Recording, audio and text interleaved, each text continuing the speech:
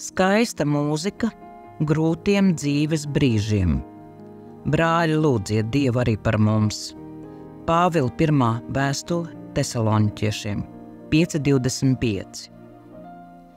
Vairākām sievietēm no mūsu svētdienas skolas bija uzticēts pienākums sniegt padomus grupai jauno māmiņu, kuras pavisam nesen bija zaudējušas darbu.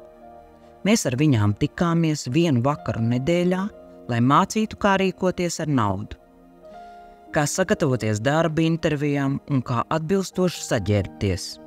Mēs apspriedām veselīgu uzturu un, ņemot vērā viņu ierobežoto budžetu, izveidojām nedēļas ēdienu karti visai ģimenei. Jaunās sievietes saprata, ka nākamās nedēļas būs grūtas, viņām būs jānes daudz upuri. Staigājām pa telpu, un katra no mums dalījās ar radošiem risinājumiem, kā samazināt izdevumus. Mana meita skolā apmeklē klarnetes spēles stundas, viena no jaunajām sievietēm stāstīja. Instrumentu mēs iznomājam no kāda mūzikas veikala. Vakar man meitai bija jāpasaka, ka to vairs nevarēsim atļauties. Diemžēl mūzikas stundas uz kādu laiku būs jāpārtrauc. Kerols acīs sariesās asaras un uzreiz uzradās salvešu kastīti. Viņa ātri nosusināja slapjos vaigus. Viss kārtībā. Es zinu, ja Dievs gribēs, lai mana meita rada skaistu mūziku, viņš atradīs veidu, kā šo sapni piepildīt.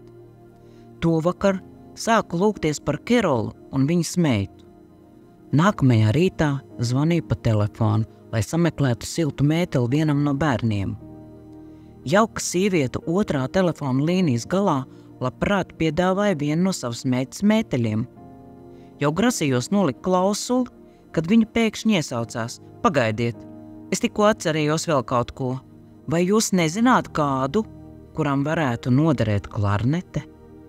Mums viens stāv skapī, un, manuprāt, Dievam ir kāds, kam tā būtu nepieciešama.